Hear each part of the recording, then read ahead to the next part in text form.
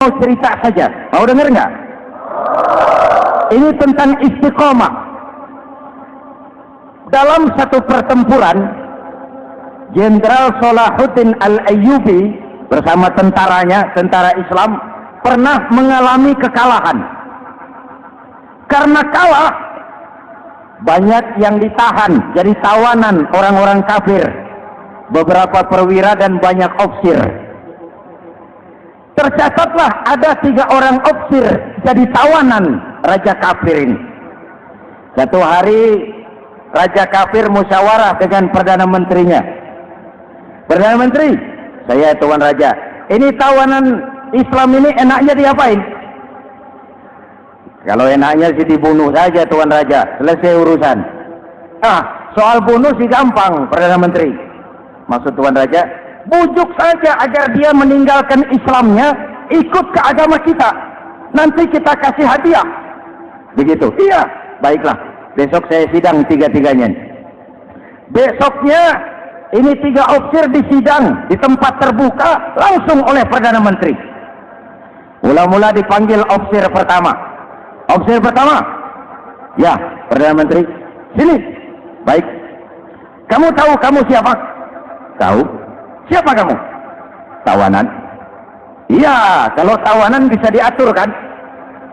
Diatur bagaimana? Kamu mau nggak ikut saya bersama Tuan Raja meninggalkan Islam agamamu, mengkhianati saudara-saudaramu sebangsa, setanah air, sekeyakinan? Ikut dengan saya, tinggalkan Islam. Nanti kamu akan saya angkat jadi pejabat tinggi, gaji cukup, rumah cukup, kendaraan cukup, istri cukup. Tapi kalau kamu menolak, kamu akan saya bunuh. Tuan Perdana Menteri, ya. Apa Anda menyangka selama ini saya berjuang karena kepengen kedudukan yang tinggi? Nih.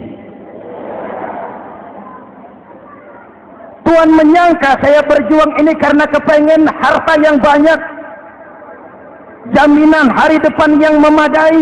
Tidak, Tuan Perdana Menteri. Saya tinggalkan keluarga, kampung halaman, sanak famili, handai taulan. Saya jihad karena mengharap ridho Allah Subhanahu wa ta'ala. Tapi sekarang kamu tawanan kan? Itu resiko perjuangan. Kamu tidak mau meninggalkan Islam? Tidak. Kamu akan saya bunuh. Silakan. Kamu tidak takut mati? Tidak. Kamu berani? Dari kemarin. Apa dikira baru sekarang saya berani? Tuan Perdana Menteri, saya berharap memang saat-saat seperti ini bisa saya temukan.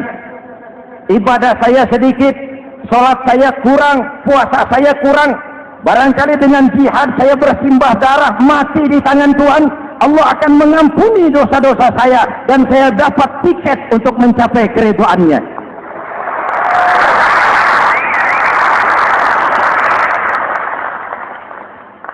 Gila kamu. Biarin. Kalau ini Tuhan anggap gila, saya bisa berbuat lebih gila dari ini. Saya bunuh kamu. Bunuh.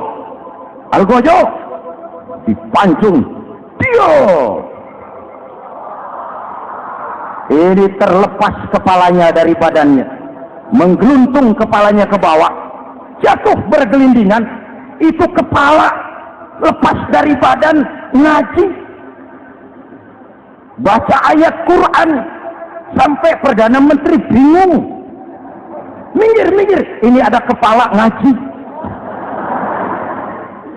Ayatnya yang dibaca, ya ayyatuhan nafsul mutmainnah, irji'i ila rabbiki radiyatan mardiyah. Wahai jiwa yang tenang, kembalilah kepada Allah dengan diridhoi. Masuklah ke dalam golongan hamba-hambaku dan masuklah ke dalam surgaku. Matanya terpejam rapat, bibirnya tersenyum. Dia gugur sebagai syahid karena membela keyakinan. Dia istiqomah, tidak goyah oleh tawaran jabatan dan kedudukan yang tinggi.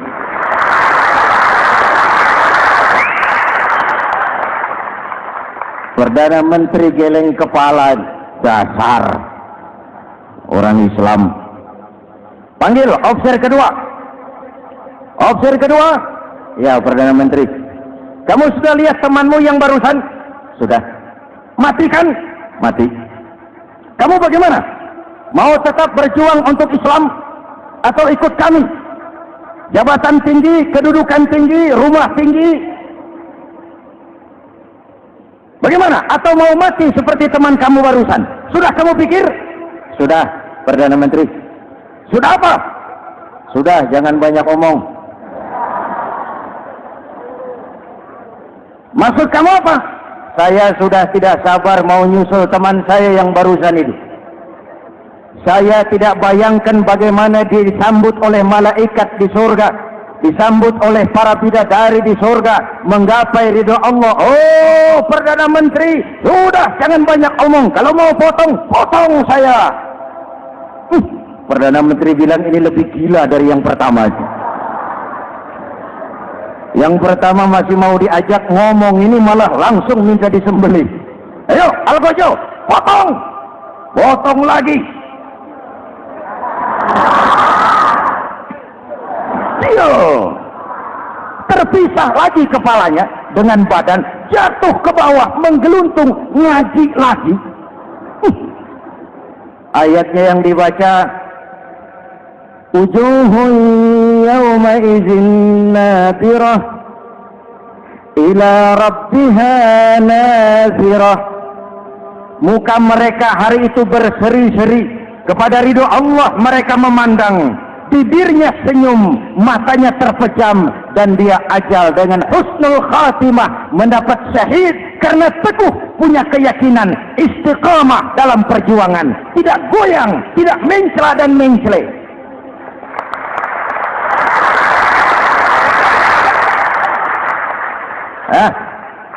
Officer ketiga, sini. Siap, Perdana Menteri. Kamu sudah lihat nasib dua orang teman kamu? Sudah. Mati kan? Mati. Kamu mau seperti dia? Oh, tidak, Perdana Menteri. Saya tidak mau mati. Daripada matikan lebih baik hidup. Kamu mau ikut saya? Mau, Perdana Menteri. Mau. Gaji besar, rumah besar, kendaraan besar, istri.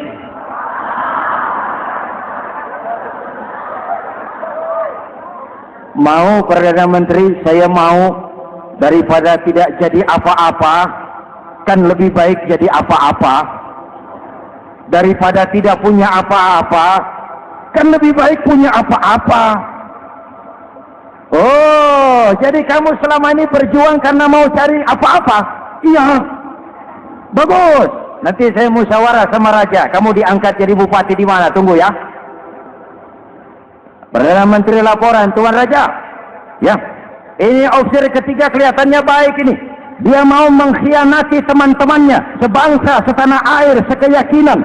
Mengkhianati bangsanya, meninggalkan agamanya. Dia mau ikut kita. Kita angkat jadi pejabat di mana dia? Raja senyum. Oh, soal angkat mengangkat sih gampang, Perdana Menteri. Cuma saya pikir-pikir officer ketiga ini kok tegel-tegelin. Kok sampai hati ya? Temannya sendiri, seiman, sekeyakinan, sebangsa, setanah air, dikhianati karena mengejar jabatan, harta, kedudukan. Orang itu, Perdana Menteri, kalau sudah mau mengkhianati saudaranya sendiri, apalagi orang lain.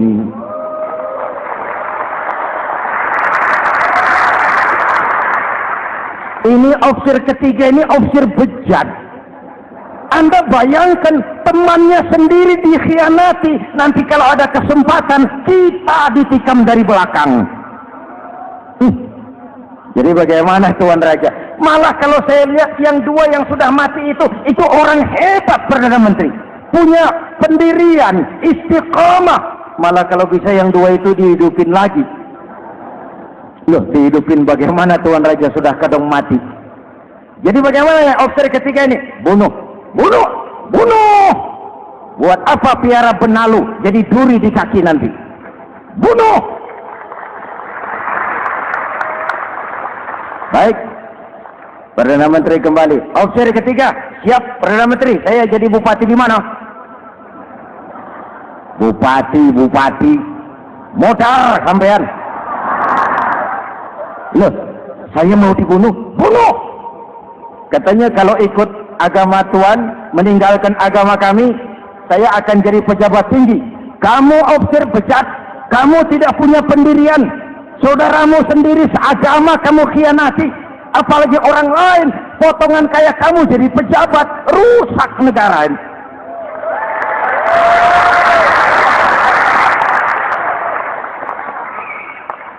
Hadirin hadirat yang berbahagia, saya lanjutkan cerita ini. Nanti kesimpulan diambil sendiri-sendiri. Jadi saya mau dibunuh, Tuan Perdana Menteri. Ya, kamu mau dibunuh. Tidak jadi pejabat. Tidak. Kamu bejat. Bejat kok mau jadi pejabat. Nanti juga kalau kamu jadi pejabat, paling kerjamu memperkaya dirimu sendiri. Paling banter keluargamu dan golonganmu. Rakyat tetap saja tidak terurus.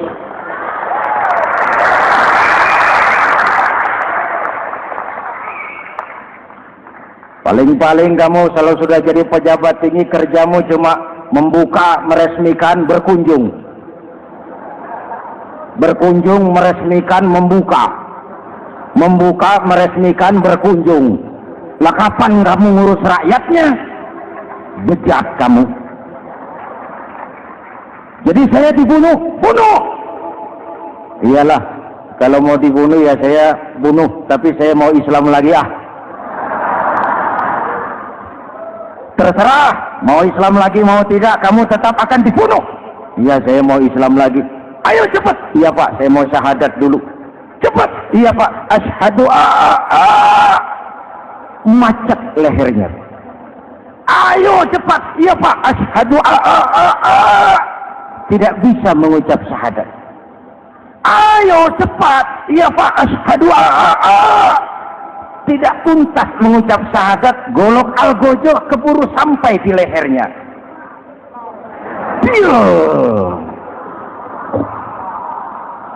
Darah mancur, pisah kepala dengan badan, menggeluntung ke bawah. Ngaji lagi. Dia bekas santri, masih bisa ngaji. Cuma ayat yang dibaca lain sama dua temannya tadi. Ayat yang dibaca, afaman haqqa alaihi kalimatul azab, afaman haqqa alaihi kalimatul azab, afa anta tunkizu man finnar. Ini ayat yang dibaca. Orang yang memang sudah dapat vonis akan mendapat azab, bisakah kamu menyelamatkan dia dari neraka? Bertahun-tahun berjuang di bawah bendera Islam untuk kejayaan Islam. Di akhir hayatnya dia tergoda oleh kedudukan dan harta, oleh jabatan dan pangkat. Ia bergeser, imannya rapuh, hilang istiqamahnya, ditinggalkan agamanya, dan dalam keadaan begitu dia mati. Dia su'ul khatimah. Na'udzu. Hadirin, apa guna saya ungkapkan ini? Mari kita belajar. Perlu stabilitas temperatur batin. Saya sering katakan, berapa banyak orang waktu di bawah teriak-teriak berantas korupsi, ganyang korupsi, sikat korupsi, cuma karena belum dapat kesempatan. Begitu dapat kesempatan, korupsinya lebih gila dari yang dia teriaki. Betul? Waktu di bawah rajin baca ayat kursi, dapat kursi, lupa sama ayat. Betul? Betul? Ini yang memerlukan sikap istiqomah.